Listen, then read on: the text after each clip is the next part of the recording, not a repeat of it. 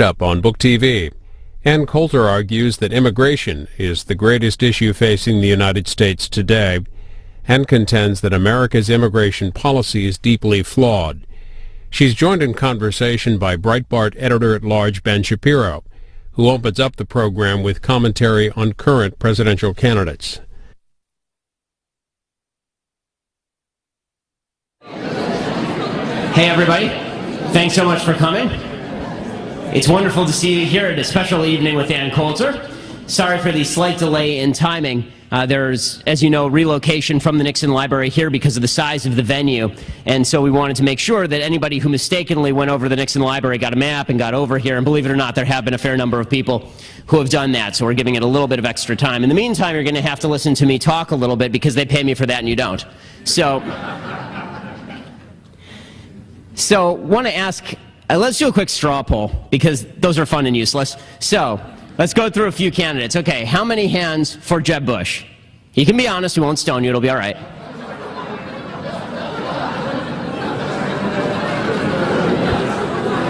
Nobody's that brave, okay. Okay, let's see the hands for Ted Cruz. Okay, it looks like about a quarter of the audience. Okay, how about Donald Trump?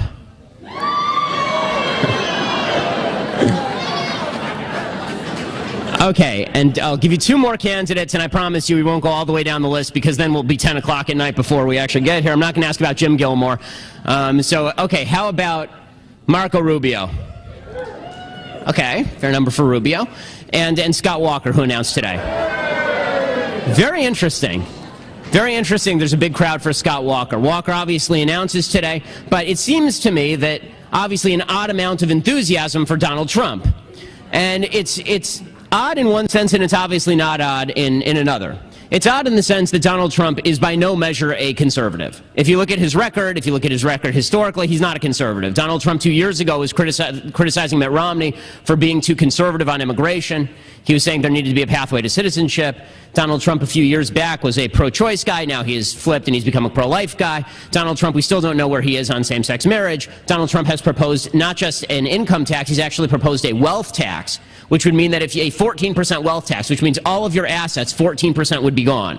So if you have real estate holdings, you would actually have to liquidate your real estate holdings in order to pay his wealth tax. So Donald Trump is not a conservative, but there's this big outpouring of support for Donald Trump. And the reason that there's this big outpouring of support for Donald Trump is two reasons. Both of them are good. One is better than the other.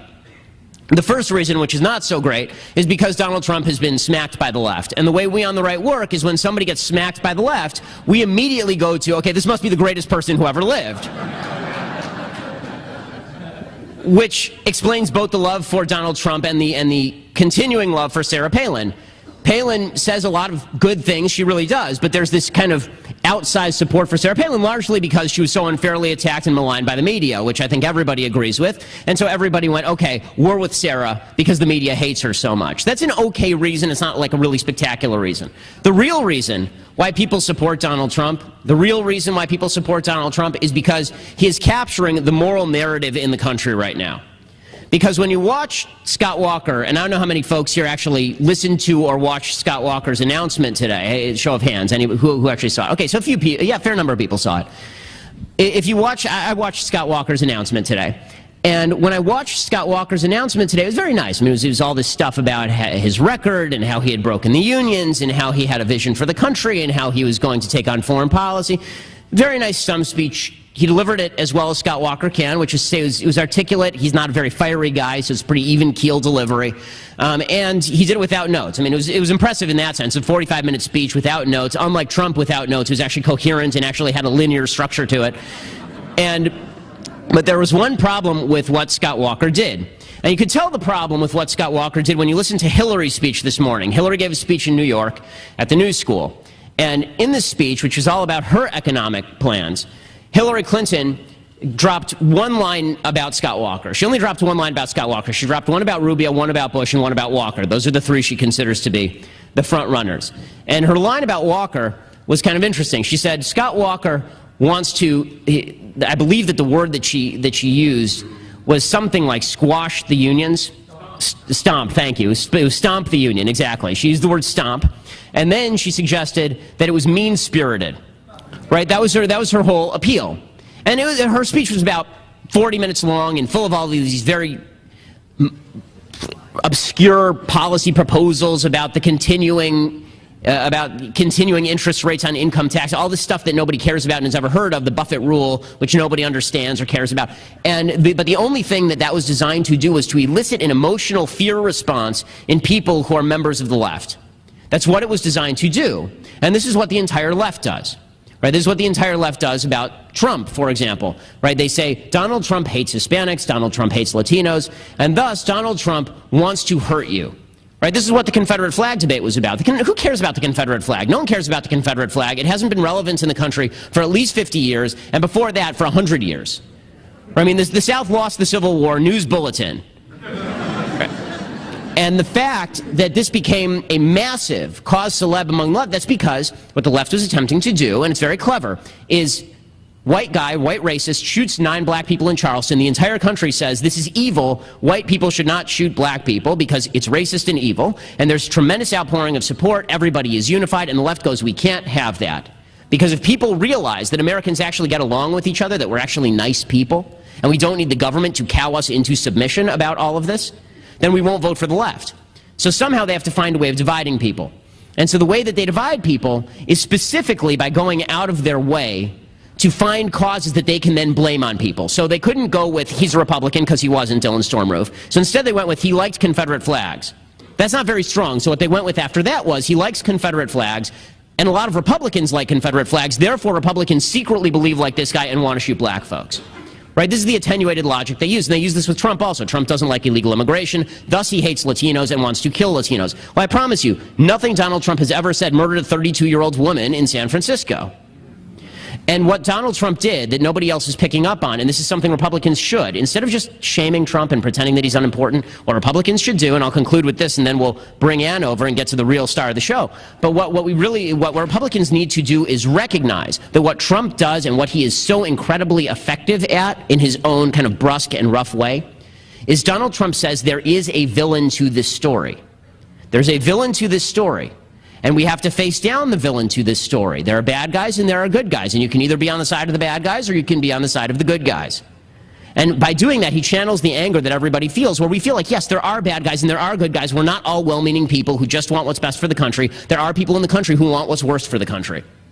And because Trump says that, he generates a lot of sympathy for himself. And all the other Republicans don't have to agree with Donald Trump on anything or everything. But what they should do is they should recognize the power of what Trump is doing and the power of narrative in the battle, and they should pick up on that, and they should use it to their best advantage. Now, Ann's going to come over, and then we'll get started, so just a few more minutes, and we'll be ready to go. Thanks so much.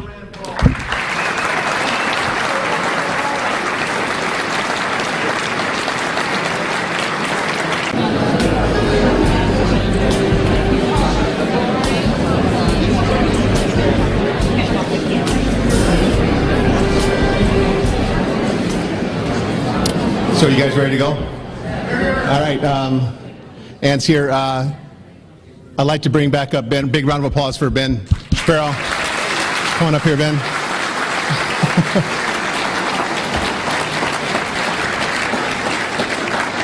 And without further ado, let's please give a nice Orange County welcome to Miss Ann Coulter.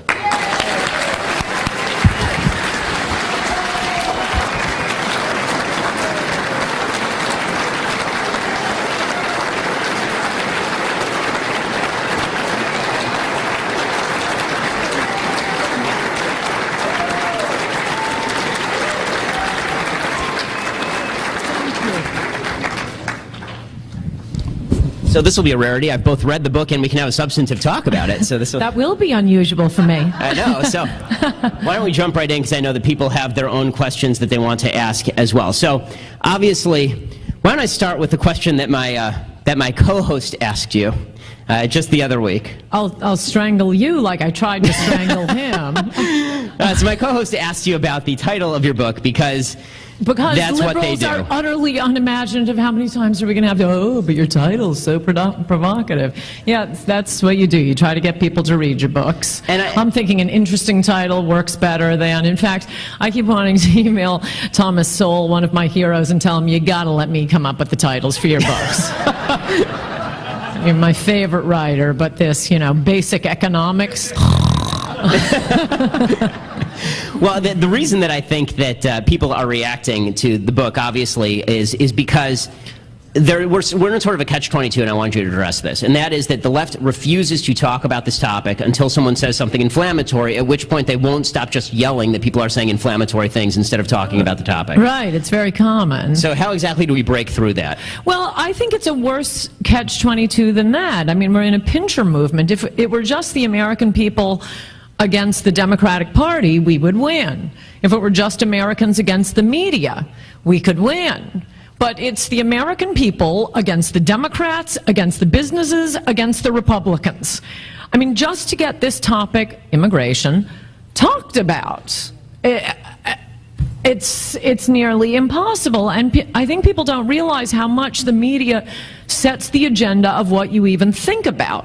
We could go out to a bar right now and ask people, what's your position on what happened in Ferguson? What's your position on gay marriage?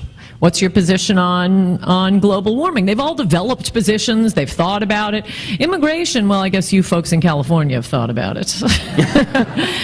But it's really interesting how much the media determines. These are the items we're allowed to talk about on today's menu. And no, you may not choose any items off the menu, which is why although apparently I called him a clown a few years ago, I am so happy to see Donald Trump in the race because, wow, he's changed the agenda. We're talking about immigration. Now, they're lying about immigration, but that's better than not talking about it at all. So, speaking of Donald Trump, obviously he's gone, he's had a big jump in the polls. You don't back Donald Trump for president. Oh, I totally do. Oh, really? Yeah. Okay. He got an advance copy of my book. He obviously read an advance copy of my book. And he said that at a private meeting Friday night. He was very generous. He said it was funny, he said his sister always tells him, you've written more books than you've read, Donald. And he told a crowd about this size, but I read Adios America, and all of you should too. So I thank him for that. I wish he'd mention it more on TV because I really think it would help him. I want people to read my book. I'm one of the few authors who writes her own books. I believe I am the only author who researches her own books. And it's shorter than it looks. It's fun. The chapters are short, and when you get toward the end, they're even shorter. There are 120 pages of footnotes, so it's way shorter than it looks, and you can totally read this book, so please read the book. It is written in language, folks, that even Democrats can understand. And so let's start from the very beginning. You say that this is the greatest threat facing America, and I think this is a hard sell for a lot of even Republicans and conservatives who have been told that ISIS is the greatest threat, or Russia is the greatest threat, or taxation or social policy. Why is immigration the greatest threat facing the country? Well, first of all, I'm assuming a lot of you are Republicans or conservative Democrats, and it feels like we have been overwhelmed with wave after wave of loss. Obama is elected. Obama is re-elected. There is Obamacare being upheld twice by the Supreme Court. Gay marriage foist on us. Obama withdraws our troops from Iraq. I am a ferocious supporter of the Iraq War, and I can't believe Obama comes in and gives away our victory. I mean, I hate him for that more than I hate him for Obamacare. None of this had to happen. It is all the result of Teddy Kennedy's 1965 Immigration Act. Without the 1965 Immigration Act, the post-1970 immigrants, very different from the pre-1970 immigrants. So I don't want to hear any weeping about your grandfathers. But we'll get back to that. The post-1970 immigrants are what got Obama elected in the first place. He could not have been elected without the post-1970 immigrants who have been voting 8-2 for the Democrats. Without the 1965 Immigration Act, Romney would have won a bigger victory against Obama than Reagan did against Carter in 1980. I think probably some of you were as surprised as I was the day at 3 a.m. election night. I thought he was going to win that. We'll get used to saying that a lot more. I thought we were going to win that election. What happened to that state? How did we get Obamacare? Well, Al Franken was the 51st vote for Obamacare. How did he win? Well, he cheated. But he wouldn't have been within shouting distance of cheating but for 100,000 Somalis now living in Minnesota, who were instructed by the first Muslim congressman, Keith Ellison, you must all vote for Al Franken. Without Obama as president, we wouldn't have Sonia Sotomayor. We wouldn't, on the Supreme Court, we wouldn't have Elena Kagan on the Supreme Court. All these losses didn't have to happen, so whatever you think the most important issue is, it's not. I mean, even now, I get this sense, and from talking to people, you run into Democrats, and especially working class Democrats, saying, you know, I have had it. The Democrats have gone too far, this hysteria over, you know, taking down Confederate soldiers and changing the name of the Jefferson Monument and the fake rape cases and Obamacare and gay marriage. That's it. I'm voting Republican. Hellfire will rain down on these Democrats. Well, that might well happen, but Americans are about to be outvoted by other voters, by foreign voters the Democrats have brought in. Now, that's only talking about the political aspect, because I'm assuming this audience cares about the political aspect, and why should you care about this issue more than anything else, certainly if you're a Republican. But it's more than that. In order to bring in voters who will vote 8-2 for the Democrats, we're bringing in extremely primitive cultures, and this is most of what my book covers. In order to make it short and very readable, it's 100 pages of footnotes. It's way shorter than it looks. You got to read it. I ended up cutting 200 pages a month before we went to press. But what I wanted to keep in, and I thought it was important to keep in, were gang rape, child rape, incest rape. We are bringing in peasant cultures. It happens that Latin America is the peasant culture closest to us, but that's not the only one. Oh, no. These are very common behaviors, as are driving drunk and dumping your crap on the ground. I mean, it is changing our culture in ways that the rich don't experience. It's never coming to Nob Hill in San Francisco. It's probably not coming to Newport Beach. It's not coming to Park Avenue. No, they just get the cheap maids.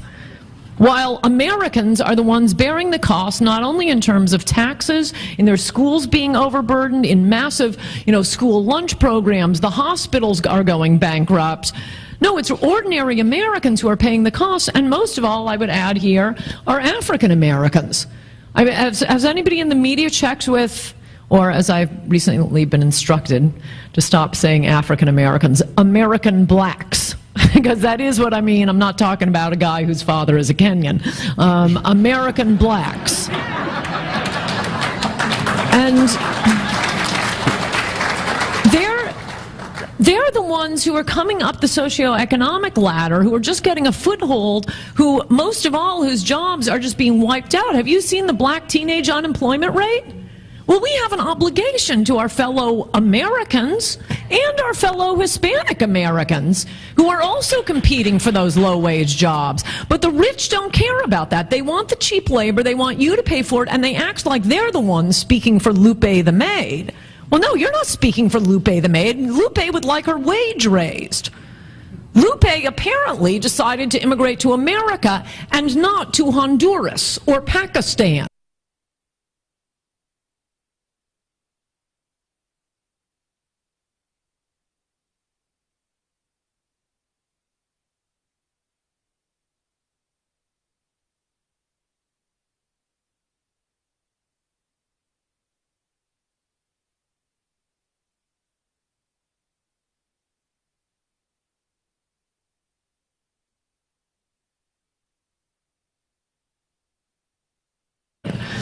Lupe wanted to live in America. I would like to live in America. But the elites don't. They want to live in Brazil, where there is a very, very rich upper crust, and the rest of us are their servants. And that is what you're seeing. You have seen since the deluge of these very peasant cultures on America in order to give the Democrats votes and the rich, cheap labor. You've seen a massive increase in income inequality. And which state has the most income inequality? You're in it. California. Which state has the least income inequality? Utah, one of the most monochromatic states. So, liberals pretend they care about income inequality. They pretend they care about the working class and raising the minimum wage. Here's an idea for raising the minimum wage. Stop dumping low-wage workers on the country. Then it will rise naturally through the laws of supply and demand, as it has in Australia and New Zealand. So, there's a lot there, obviously. Do you want the David Brooks xenophobia question first, or do you want the? Sure. What's let's that? take that I one. never read David Brooks, so I'd be curious. Well, that's why you're smarter Nor than does I am. anyone else, I think. Yeah, no, I think that's exactly right. David Brooks' only audience are the actual people at the New York Times who hire David Brooks. But David Brooks, over the weekend, he suggested that Donald Trump was using textbook xenophobia in order to drive out the vote, and suggested that any anti-immigrant rhetoric, essentially anti-illegal immigrant rhetoric, and talking about different cultures that are not as good as Western civilization would be xenophobia. How do you counter that, or how should people in the audience counter that? Because we get this on a regular basis, obviously. Well, I suppose if you're only talking about people who have no right to live here, yeah, you bet I'm opposed. I'm not afraid of them. I think they're wrecking the country. But as I say, they're wrecking the country for the people already here. The racism question, which I talk about a lot in my book, no. The reason Americans are sensitive to the race issue particularly is because of the legacy of slavery and Jim Crow. That's why we have civil rights laws. That's why we have affirmative action and set-asides. But then suddenly one day, out of the blue, people used to talk about integration all the time. It was integration. You don't discriminate against black people, which we had to spend 100 years teaching the Democrats not to do. But that is all about American blacks. It's not about someone who has never set foot in this country before. It's liberals who are the racists who say, oh, you're all brown. We're going to treat you like American blacks. And it's really kind of shocking. I mean, I don't know if maybe some of you know this. Jesse Jackson used to stand at the border denouncing the illegal immigrants coming across. Cesar Chavez denounced them as wetbacks, driving down the wages of the poor. But today, you can arrive from, the Sudan yesterday. You will get affirmative action applying to college. You will get affirmative action applying for government business loans. One of the tricks the cheap labor devotees pull when talking about, all the jobs being created by immigrants. Well, first I should start by saying, I've said this before, whenever it comes to immigration, it is always like the first line of Anna Karenina. The truth is always true in the same way. The lies are lies in their own ways. So you always have to look at the studies to see what the lie is. And one of the lies about how immigrants create so many jobs, that's based on how many small business loans they get from the federal government. Well, they get affirmative action for that. I mean, you're kind of chasing your tail here. And by the way, how many businesses of those were successful? But as for xenophobia, look, David, what's his name, Brooks? No, I get him confused with Brock. Look, he and the rest of the Manhattan elites and the farmers in need of cheap labor refusing to mechanize, no, they'll be I mean, there has to be a restriction at some point. They're xenophobic the same way any country is. How many people are there in the world? Like 5 billion? 7 billion? They're getting to close to 7, okay, they'd all like to live here and collect welfare in America and have a nice life here. We're not taking them all, so at some point liberals are cutting them off too. They will cut them off as soon as every person they know who went to college, or at least one of the better colleges, has a maid, a nanny, a pool boy, a gardener. Once those needs are taken care of, okay, that's it. Sorry, Bangladesh, you're not coming in. So I'm just saying, how about we cut it off to help Americans already here now, the people who live here now.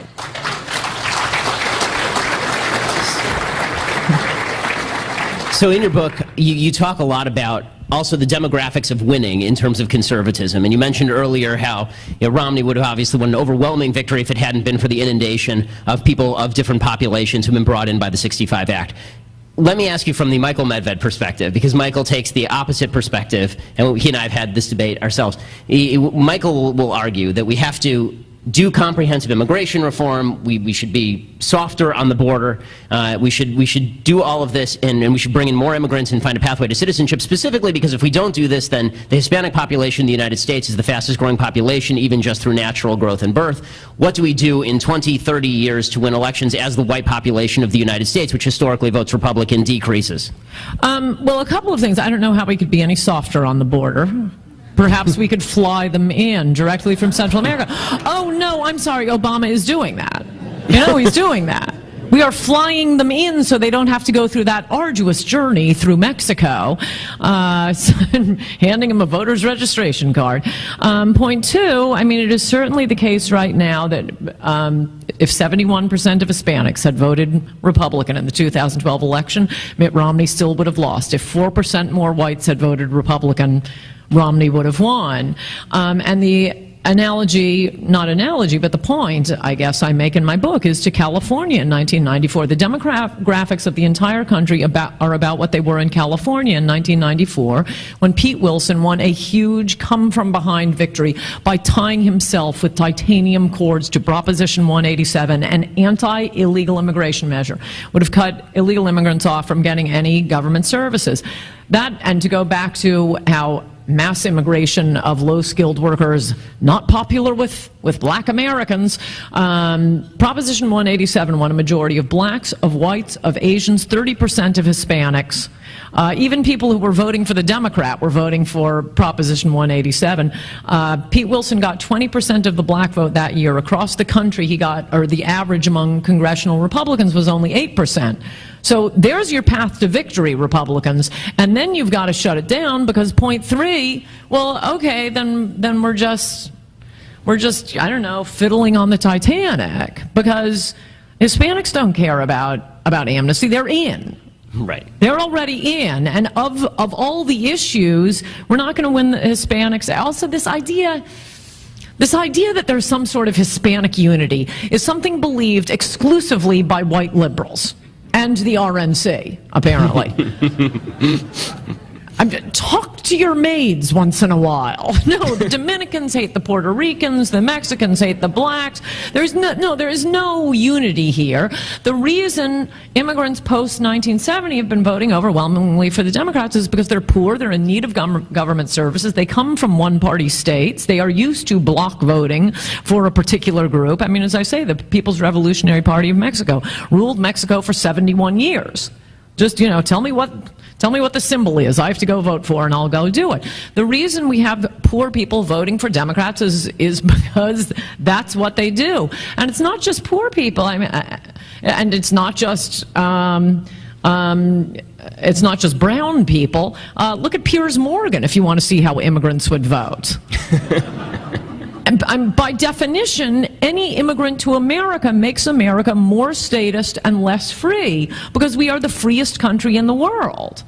I mean, it's like any immigrant to Finland makes Finland less white. It's just, you know, a definitional matter. And when people move, look at poor Vermont. It used to be rock-ribbed Republican Vermont. A bunch of New Yorkers moved up there, and now they have Bernie Sanders as a senator. A lot of states have flipped when New Yorkers have moved into them. Maybe we should build a fence around New York. No, you guys. But the point is, you always think, and yes, there are some immigrants who are coming and want to vote like an American, as I say in the book, who don't need 60 years of seeing what the Democrats do. They understand them right away. They start voting Republican right away. Glad to have you. That's 20% of them. Most of them are bringing their statist politics with them, and they're going to get more benefits under the Democrats than they will under Republicans. That is why they're voting for Democrats, not because we're mean about having a border.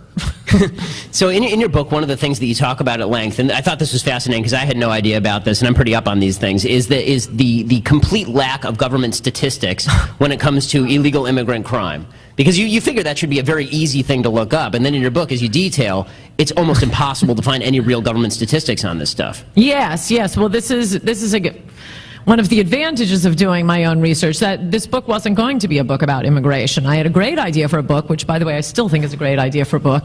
And I'd written a couple of chapters, at least drafted them, and I get to my immigration chapter, and I go to look up, you know, basic obvious facts, how many immigrants are in prison. 2 weeks of looking, and I'm a fanatical researcher. The Census Department, the Department of Justice, the Bureau of Prisons, which has to be pretty good on these things because they have to keep the different gangs separated. So they really need to know. They have a reason to know. I look in the New York Times and Nexus, and has anybody argued about this? And everybody's arguing about wild guesses by the government. They refuse to tell us. And every time I'd come across a government report that seemed to be, this is what I mean about the first line of Anna Karenina, the truth is always the same, the lies are lies in their own ways. So you'd start reading the report. I think, hallelujah, here it is, a report titled, immigrants, how many immigrants are in prison? And then you start reading the report, and every year except 1925, Hispanics are counted as white. That's one report. Another one, the GAO, the congressional investigators had to ask the GAO to count, to tell us, because the Department of Justice didn't have it. The Bureau of Prisons didn't have it. So the GAO, they've done a couple of massive investigations, but on closer examination, they're counting illegal and legal immigrants, which I think we should do, in the federal prison. But in the much larger state system, they're counting only illegal immigrants for whom the states have requested reimbursement, only illegal immigrants for whom the states have requested reimbursement who have committed at least one felony or two misdemeanors. We're not getting anchor babies. We're not getting the children of the ones, not even the children, but the ones amnestied by Reagan. No, I want to know. I think we have a right to know, and I think the last few weeks, now that, thank you, Donald Trump, he's brought it to the fore, and the shooting in San Francisco, people are thinking, yeah, how many are there? Incidentally, I spent the weekend and a lot of money looking up these reports. I don't know if I'm sure you've seen some of this. Liberals keep aggressively asserting on TV, well, studies show immigrants commit less crime than Americans do. Now, I know that's not true. What I don't know is how they're lying. So I wanted to know, and I try to get the reports. Well, first of all, you ought to be suspicious that one of the arguments they're making is, well, New York City has a lot of immigrants, and I don't see a lot of crime here. That's not a study. That's not science. It's retarded. And, Geraldo was making that argument with me, and Geraldo is not a stupid man, so the facts must not be very good. But anyway, I try looking for the studies, and I put in, sometimes you'd get a reference to the name of a researcher, and then I was looking on Nexus to try to see where are these studies, can I see what they're saying? And you'll get a professor from such and such a university, well, I just did a study, and it turns out first-generation immigrants commit far less crime than Americans, but they're all hidden. I'd track down the study. They're all hidden behind paywalls. And, I'm already paying for Scribd, for Nexus, for a billion different services. So first I wasted 2 hours thinking, come on, you're not going to make me pay $50 for this crap-ass study. But, yeah, I had to keep paying $50 just so I could skim down, find out what the lie is, which is what I'm probably going to tell you all about in my column this week, but I'll tell you right now. They are not looking at Americans. They are looking at criminal Americans. Yep. They have different ways of doing it, but one guy, and the big headline, and he's being quoted in the Dallas Morning News and the New York Times, well, my study showed first-generation immigrants far less crime than Americans, the native-born Americans. So then you see what he looked at. He's looking at the trajectory, as he says. So the base population were juvenile offenders. So this is someone who has already been convicted of a crime, which he admits, well, my base study began with 45% blacks, 33% Hispanics, and 15% whites. That's not a cross-section of America. That's a cross-section of our criminal population. The other ones will, pick a city at random and look at the native-born Americans versus immigrants. Let's take Detroit. What? Wait, I'm sorry. Do you think I'm not going to point out that the black underclass has a very high crime rate? Because I'm going to point it out. No, I'm thinking we want immigrants to have, to not just beat the black crime rate. I want them beating the Norwegian crime rate. Why should I'm skipping all past this, all lies. I'm skipping past this to get to the point. Why are any criminals coming in? No, we have our own criminals. We don't need more. Again, the topic sentence on any discussion about immigration, it is a government policy like any other. It ought to be used to benefit the people here. If you are bringing in one child molester, one drunk driver, one person who needs government services or English language lessons that are going to have to be paid for by the taxpayers, that is not helping the people already here. I mean, there's ones they keep talking about, you know, the hardworking ones that don't commit crimes, and, you know, they're working so hard and supporting their family of four and sending half of their $8 an hour salary home, and, you know, that's fantastic. They're very admirable. But how does it help America? No, it doesn't. They're using schools and services and hospitals and medical services and the housing aid, and they're sending, immigrants to America, both legal and illegal, are sending $20 billion back to Mexico every year. That's funding Carlos Slim, who saved the New York Times from bankruptcy, another chapter in my book. You know, Carlos Slim makes money off of immigration, especially illegal immigration, to the United States. $20 billion, that is a cost of immigration you will never be told about. $20 billion being sucked out of the American economy. That is money that will never be used to buy an American product, to hire an American worker, to purchase an American house, or tip an American busboy. No, that is just being sucked out of the American economy. We ought to just, tax Americans. I mean, it takes a circuitous route from American taxpayers to the U.S. government to the low-wage immigrants who need the support from the taxpayers. That's why they can take those low-wage jobs, who, lives in an apartment with 5 other immigrants and then sends it back to Chiapas, his grandmother, who then buys Carlos Slim products. Carlos Slim owns 40% of the companies on the Mexican Stock Exchange, so he needs that money in Mexico. They then buy a Carlos Slim product, and it goes into Carlos Slim's pocket. So can we just, write a check to Carlos Slim?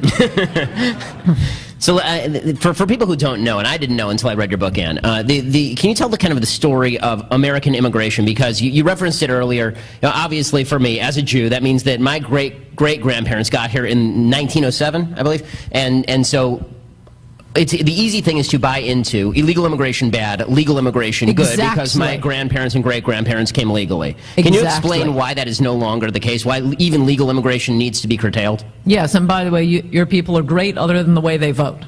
Hey, you've really a lot of brains, really helps the country. The ones who vote that way ain't my people. That's true. Well, it used to be, as Ben and I'm sure his grandparents are an example, pre-1970, immigrants were, as any immigration policy would require, better than us. That's what we want. We want immigrants way better than us. Immigrants pre-1970 were more educated, made more money, bought more houses, and 30% of them went home. Just take that fact alone. 30% of them couldn't make it and went home. We looked out across the world and skimmed the cream from the rest of the world.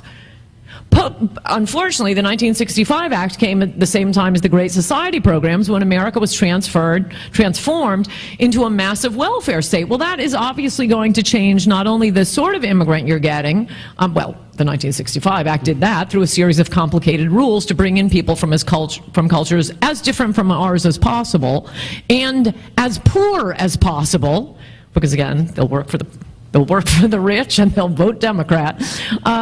Nobody goes home. Why would anybody go home? Go on welfare. And they are voting 8-2 for the Democrats. So what do we do about the H-1B visa issue? Because you talk about this, because Ted Cruz is very good on immigration, except for, according to you, legal immigration and H-1B visas. H-1B visas are high-tech visas for people who don't pay attention to this stuff very closely. So can you explain the problem with the H-1B visa process and why even that needs to be curtailed according to your book? Yes.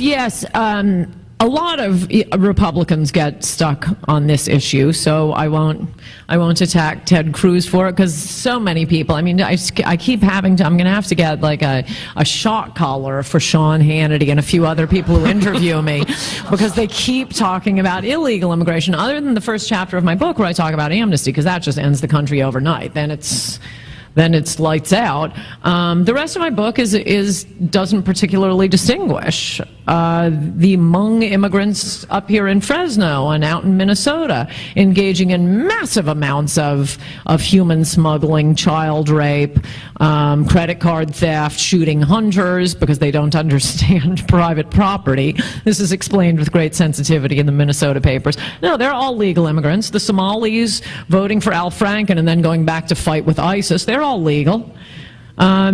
No, we are talking about the legal immigrants coming in, and the H-1B visas in particular are the ones that most Republicans have a soft spot for, mostly because we are lied to about, oh, there's just so high IQ, they have such gigantic brains.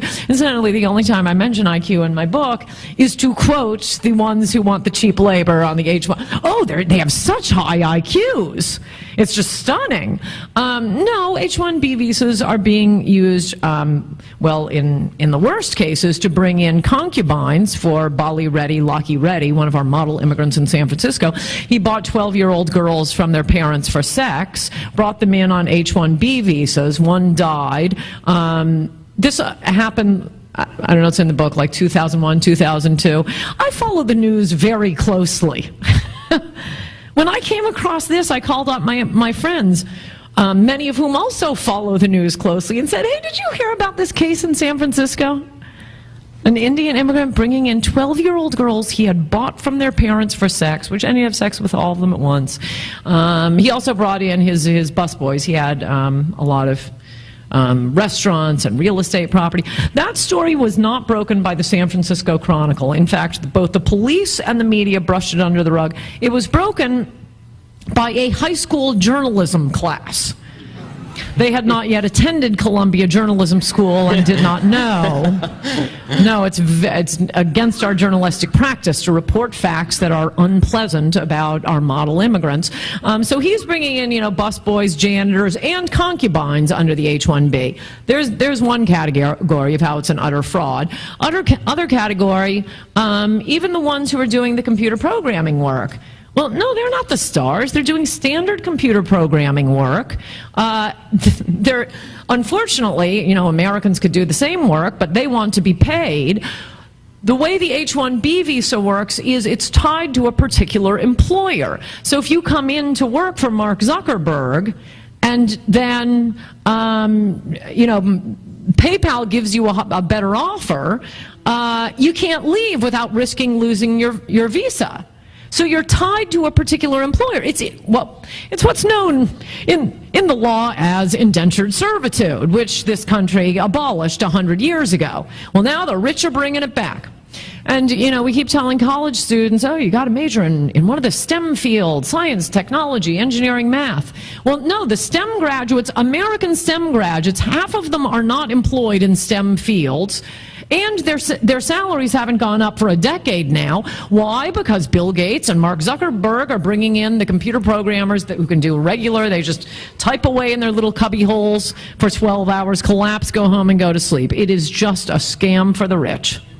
Well, on the free trade side of that, there could be a counter-argument from the free trade side, which would be, okay, so if you don't do that, if you don't bring the immigrants from there, then they just relocate to India and they outsource like they've done to call centers, for example. So what is the counter to the free trade argument? Okay, well, I understand you're worried about American wages, but American companies could just leave and relocate in Hong Kong and hire everybody there for cheap wages. They could. I don't think they would.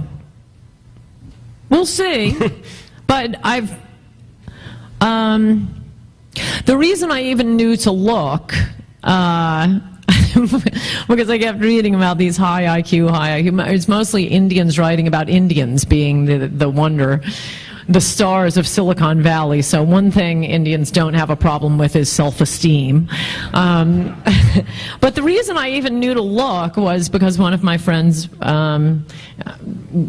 who runs a company was thinking of relocating his call centers, as probably many of you have discovered, to India. And he was the one who told me that India has a very flat bell curve, and that's why I looked up, what is the average Indian IQ? No, we by and large meet the smart ones. It's about the same as, I don't know, like Panama, the Sudan. It really isn't.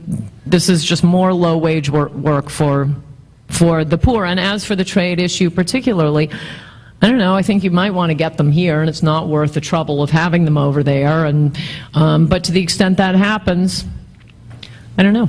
Okay, so that's another issue. Somebody else can deal with that. But I know Americans aren't getting the jobs. I mean, I don't have a strong position on free trade. That's never been my thing. Okay, so I think it becomes kind of. I'm suspicious because the same people. Because it's the same people who are so obsessed with who have been lying to me for 20 years about immigration, who say we need these trade deals like NAFTA. So I never really thought the sine qua non of being a conservative was making sure Mark Zuckerberg makes more money. Okay, so with regard to the media, because you've referenced it a few times, one of the criticisms that your book has gotten is that there's so much anecdotal evidence, which is because, as you stated, it's impossible to find statistics because they don't exist. But I did a little bit of research on the shooting that just happened up in San Francisco, and for the first 2 days of the shooting, the shooter was referred to only by his name of Texas. Francisco Sanchez of Texas. Yes. And so I wanted you to talk a little bit about how the media tends to treat these stories when they originally see them.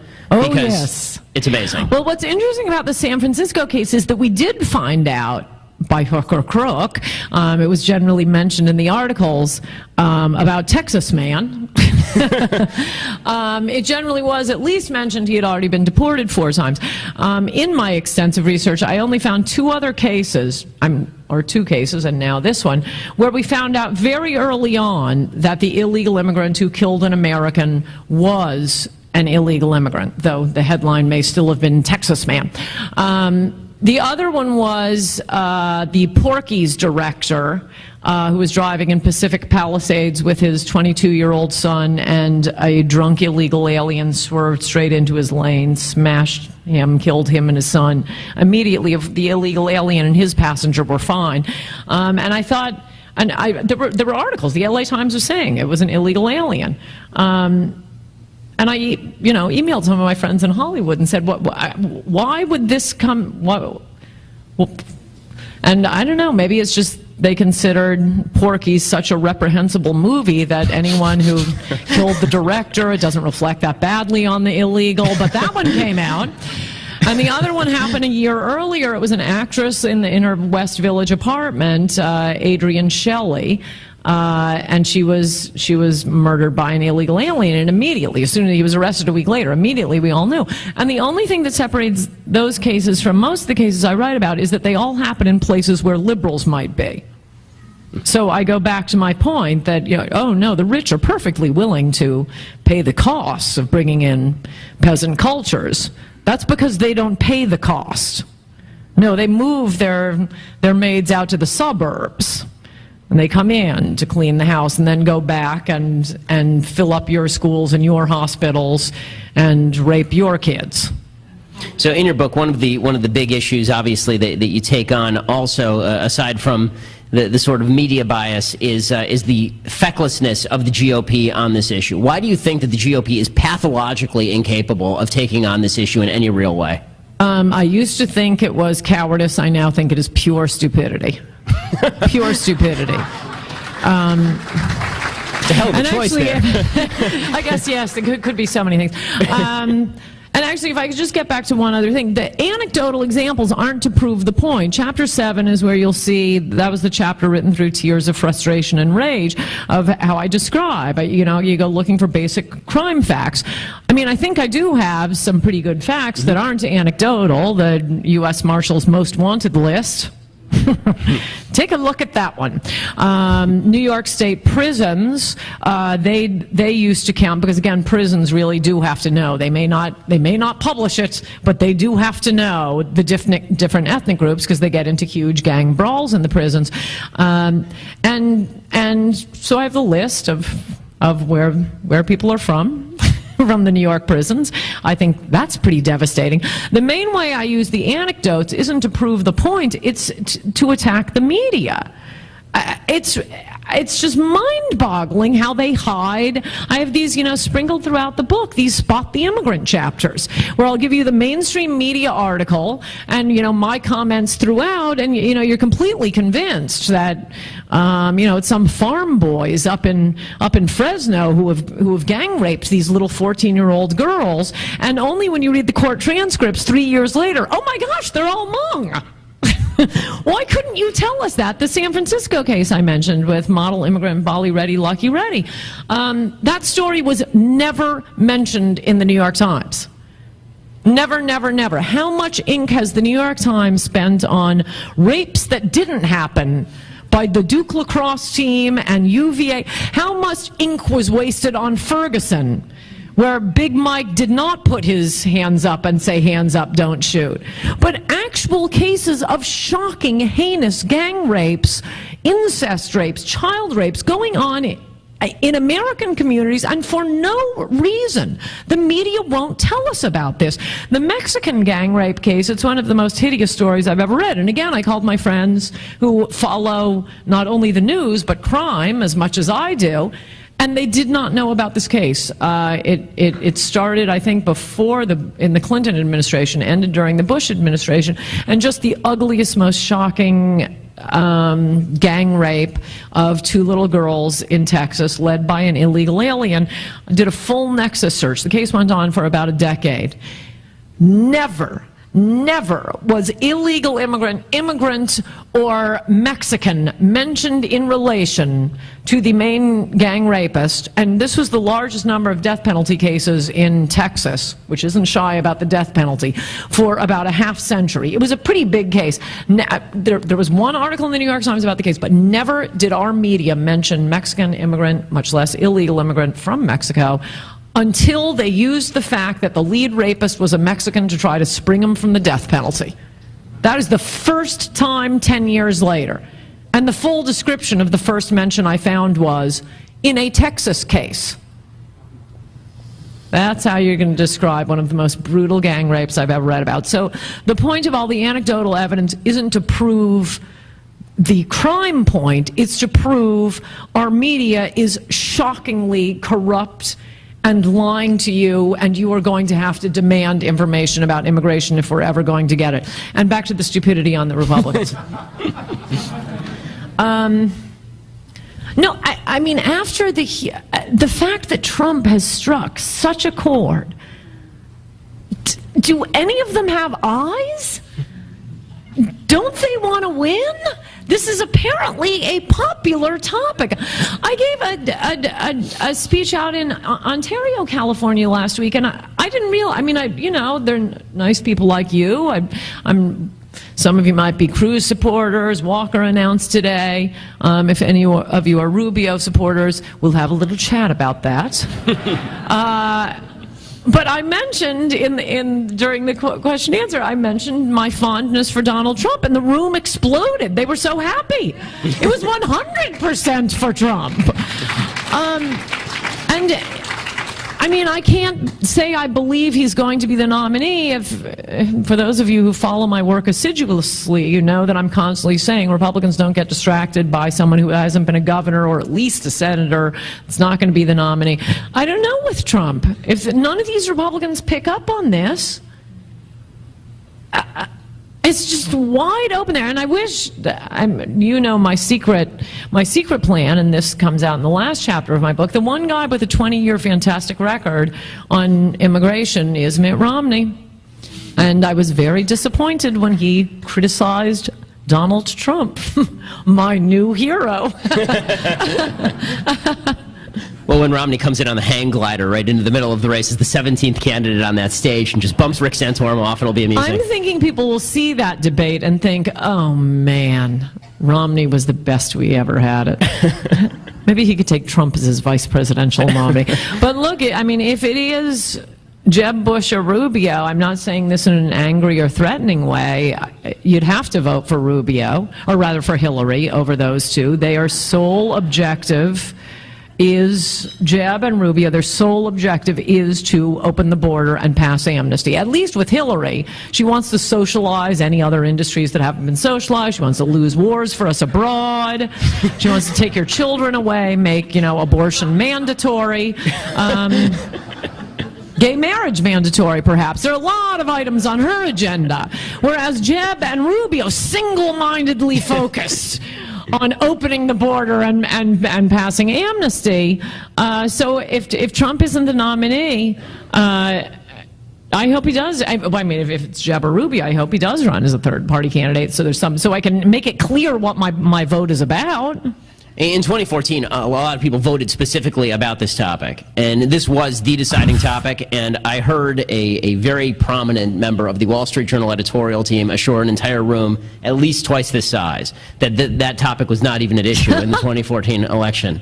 And the question is, what should Republicans have done? What should they do? Let's say that, God forbid, Hillary Clinton wins, or it's somebody else on the Republican side who doesn't care about this issue, but there are people in Congress, let's say Republicans hold Congress. What should they do right now, for example, to stop Barack Obama's executive amnesty that they didn't do at the beginning of the year? Well, they shouldn't fund it. There's that. But first of all, let's just quickly take the point. What was the 2014 election about? Tom Cotton in Arkansas beat a popular sitting Democratic senator by running against him on Obama's executive amnesty. Ben Sasse in Nebraska took out a field of candidates that I'm sure were very popular with the Wall Street Journal, businessmen who think that, amnesty is a fine idea. Ben Sasse lapped both of them. He got more than the two of them combined. And of course, there was the famous election of Dave Bratt in Virginia, taking out, for the first time in history, a member of the leadership of Congress. Oh, and I'd also throw in here Scott Brown in Massachusetts, whom, if we were, ranking races by level of difficulty, the rest of them are doing somersaults compared to this guy who has to do, a triple layover, flip off the shallow end of the pool. It was Scott Brown did incredibly well by raising the amnesty issue. It is popular with voters. It is not popular with, unfortunately, most of the people who control the media. And when the defunding of Obama's executive amnesty came up, the Republicans did try to fight it, and the Democrats did filibuster it for 3 weeks. But unless you were reading Breitbart, you didn't know about it. There was just no media attention to it. And now they've betrayed us on trade. My objection to the trade deal is it's a backdoor amnesty. It allows not only the free movement of goods, but the free movement of people. So a company can say, well, I need so many low-wage workers coming in to take these jobs. Republicans have a winning issue here if they would just talk about it. And look, the Ann Coulter rule is there are a lot of bad Republicans. There are no good Democrats. There are a fair number of Republicans in both the House and the Senate who are fantastic on amnesty, and we need to push them and elevate them, and people need to be more like them. And I also think we should take out one. This is what we as voters can do. They should stop being stupid. I think we only need to take out one of these guys, maybe John Boehner, just one of them. And again, as you know, if you assiduously follow my work, I harangued all of you to vote for the Republican, don't go for the Tea Party candidate, because really bad things happen when Democrats control the Congress. But I mean, that's why the Bratt thing was fantastic, and a lot of these Tea Party candidates, I'm not even sure I believe half of them, but they're not that good. They haven't run for anything before. We need to find a place where there is a good candidate to challenge a bad Republican. And that, as Voltaire said in Candide, we hang one to encourage the others. So now I'm going to ask the apocalyptic question, which I know every Republican at this point has felt, which is, okay, what happens if we can't actually do anything? Because it feels like on every front, the President of the United States is doing whatever the hell he wants. There is no rule of law anymore. The Supreme Court obviously does not care about the rule of law. They're doing whatever they please. Congress is willing to abdicate whatever authority it has. They're just handing over the cash. So what do citizens do, and how fast is this going to turn very ugly? That's a good question. I don't think it will turn any uglier than it is. I just feel like most Americans are hunkered down, hoping it will all go away. but it's not going to go away. And the winning path to follow is Pete Wilson in 1994. Look, it's Americans who have shut down 3 amnesties in the last decade. It wasn't because, you know, some major network or newspaper was alerting you to it. The American people would somehow, by hook or crook, find out, oh my gosh, they're doing it again. They're trying to pass an amnesty, and they 3 times now shut down the congressional switchboard. Well, you may have to shut down your newspaper switchboards or your TV network switchboards and make it clear this is what we want to hear about, because this is all that matters in so many ways. And even to the Democrats, I'd say, I mean, I'm assuming this is a Republican audience, that's why I talk about how it is just, it's the end of the Republican Party nationally. We might have a few seats in Montana, Idaho. Are they moving any of the unaccompanied children there? But I mean, the whole country will be California without the beautiful beaches, attractive people. You'll all be the Kardashians. It'll be awful. But this is even if you are a Democrat, this is going to change our country in such a fundamental way. We will be like Brazil. And I think it'll just happen slowly, and you'll wake up one day, and you know, after election after election, that's we won't even be as good as Mexico, because Mexico has the advantage of living next to the most wealthy country in the world. No, we will be Brazil with a very, very wealthy 10–20% and a very, very poor 80 or 90%. It's heartbreaking. It's not only the freest country that's ever existed, but what always set America apart, and California, I would say particularly, was our enormous, prosperous middle class. Enormous. I always think that's why my theory of why the ugly American image developed in Europe, because most of the Europeans, most of the people you meet from foreign countries will, you know, fly across an ocean to come to America. We only meet their elites. No, not Americans. Everybody used to travel to Europe. Not now. We're all worried about paying rent, holding on to your job, paying for all of those, you know, special English translators at the schools, paying to support your hospital from going bankrupt. I mean, this is just so crushing to the middle class. But it's good for Mark Zuckerberg. It's good for the rich. It's good for the rich farmers with all that cheap labor, because they refuse to mechanize. So here we are in California, which is, as you mentioned, sort of the bottom of the hill. What exactly are Californians supposed to do? I get this question a lot, because we just, for the first time, passed, we are now a plurality Hispanic state, and we are now minority white state, which means that I suppose that pretty soon my kids can apply for affirmative action, which is exciting for the first time. I don't think it's going to work that way. Yeah, that's unfortunate. It worked for Jews for like this long, and then it was gone. But so, aside from using our lives to serve as a warning for others, what exactly should Californians do at this point? That's a good question. Wow. Huh.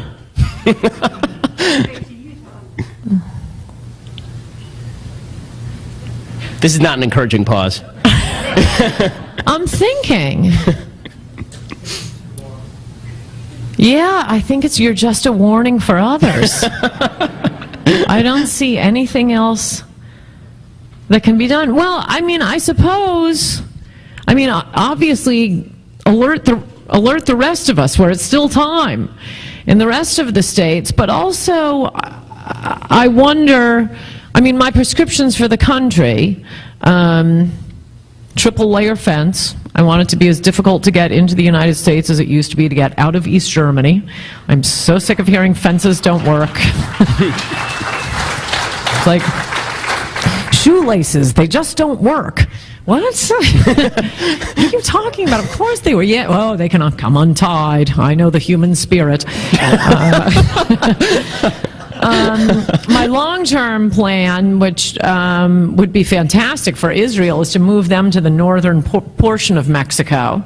I have a chapter, Why Can't We Have Israel's Policy on Immigration? That's a country that knows how to defend its borders. That would be good for them, good for us, fantastic for us. They'd have us, their biggest, best buddy in the whole world, right next to them on one whole side. Well, Obama's president, so not for long on that one. That's right. We have to get rid of the anchor baby policy. I also think we need to repeal. I want it retroactive. Incidentally, in the news all now is this El Chapo, the biggest drug cartel leader. He's in my book. He's married to an anchor baby who a couple of years ago flew back to California to give birth to her own 2 anchor babies. As soon as, at your expense, as soon as she had given birth to her 2 anchor babies, she flew right back to join El Chapo, who replaced, I think, Osama bin Laden on Interpol and the FBI's most wanted list. And, how did he escape from prison? Well, because in Mexico, the cartels own the prisons. Forget California. That's your future, America. So, as I describe in my book, is that the anchor baby policy was a footnote in a Justice Brennan opinion in 1982. This does not go back to, the Reconstruction Amendments. The 14th Amendment was about one thing, again, utterly insulting to black Americans. The 14th Amendment, why was that passed? So that someday La Raza could usher across Mexican women who were 8.5 months pregnant. They could drop a baby and say, "Ha, you didn't catch me. I'm an American citizen now." No, people don't put trap doors in a constitution.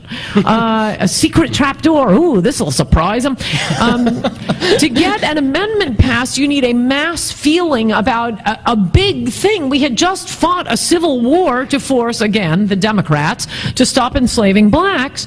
The 14th Amendment is absolutely exclusively about black Americans. That's what it's about. And by the way, it's not about gay marriage either. But they're at least gay Americans. Here we're talking about people who've never set foot on U.S. soil before, playing a game of Red Rover with our Border Patrol for the most precious possession in the universe, citizenship in this country. No, that is not how you get American citizenship. But Justice Brennan... This only came in 1982. 1982, Justice Brennan slipped it in a footnote of a 1982 opinion. It is utterly outrageous, fraudulent. Judge Richard Posner, whom, as you can attest, very smart, most cited federal judge, not a friend of social conservatives. So this isn't, me speaking. A few years ago, I quote him in the book, he concurred in an immigration opinion for the sole purpose of adding a concurrence that said, Congress, would you end this anchor baby policy? It's not in the Constitution. Pass a law tomorrow and end it. It's not only got to be ended, but, and this would save California, I want it retroactive.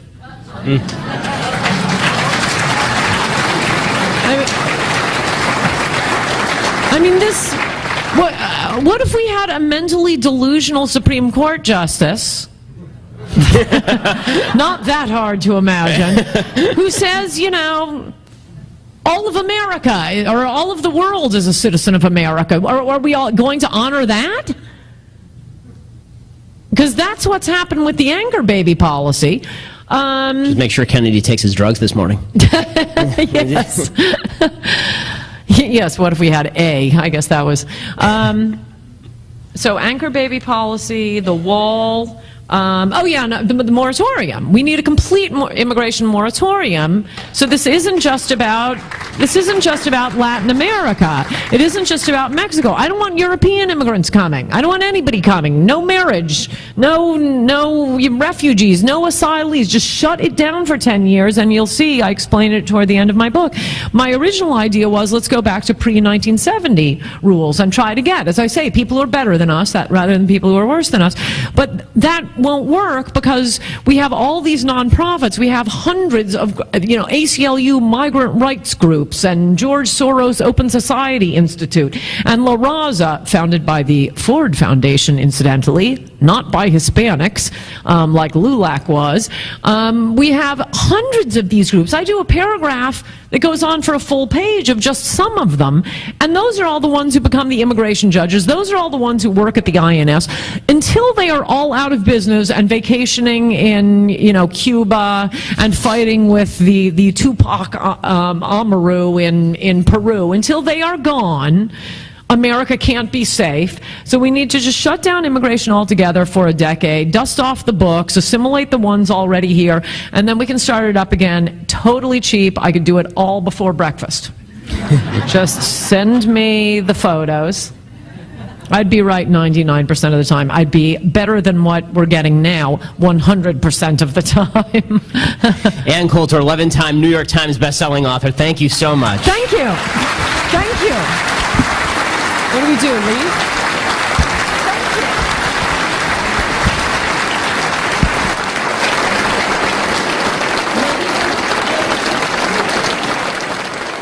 Ladies and gentlemen, let me have your attention so I can explain to you how we're going to do the book signing. Hi, everybody. I'm Pamela Tice, your event director. How are you guys doing? Okay.